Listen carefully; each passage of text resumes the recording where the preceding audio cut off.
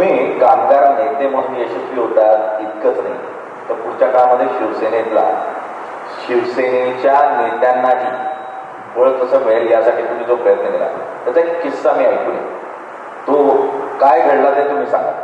मुळात बाळासाहेबांनी एक बैठक लावली होती आणि या बैठकीत शिवसेनेच्या प्रमुख नेत्यांना बोलवलं होतं आणि काही कार्यक्रम करायचा किंवा काही नियोजन होतं आणि त्या नियोजनासाठी निधी उभा करायचा.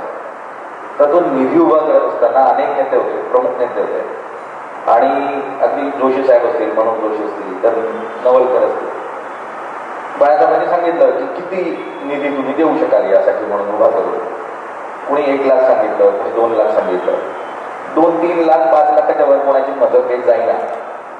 तेवढ्या त्या बैठकीतला एक तरुण हा मागून उठतो आणि म्हणतो मी 1 कोटी रुपये द्या. बरे 90च्या दशकातली गोष्ट. तर तो जो तरुण होता तो गणेश नाईक साहेब होते. साहेब काय झालं होतं?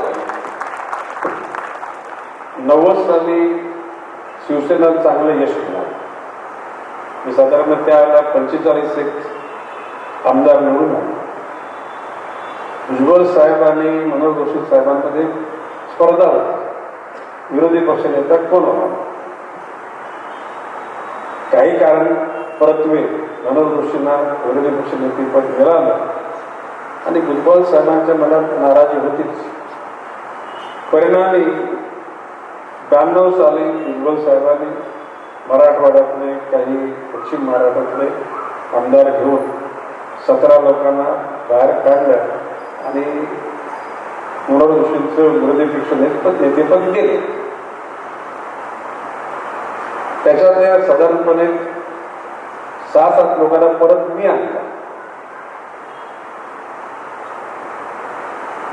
गोपीनाथराव मुंडे विरोधी पक्ष नेते झाले. मग बाळासाहेबांनी मला बोलवलं की गणेश जाधव तू गटनेते पदाचे. मी तेव्हा त्याला सांगितलं की बाबा जे लिहिलेले डाके आहेत, दत्ताजी नलावडे, आता ही पहिल्या परीचे आहेत, मी दुसऱ्या परीतल्या, तुम्ही त्यांचा विचार करा, नंतर माझा विचार पुढे करा. त्याच्यामध्ये मला तुला झालं आणि मी माझी इच्छा नसताना मग त्यावेळेला मी गटनेता झालो.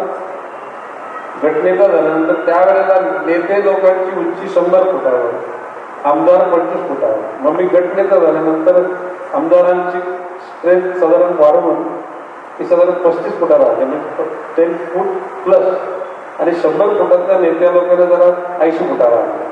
ती गॅप कमी केली आणि कारभार चालू आहे. 95 निवडणुका होतील या गोष्टी करता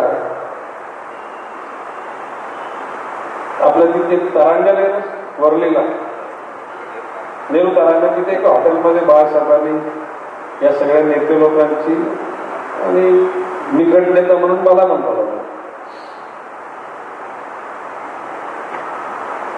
मनोज जोशी, सुधीर जोशी, दत्ताजी नलावडे, सरपोतदार, मी असे सगळे बसले असताना त्यावेळेला सध्या सरपोतदार साहेब बोलले की आम्ही आमच्या युनियनतर्फे 5 लाख रुपये देतो. दत्ताजी साली बोलले की आम्ही 10 लाख.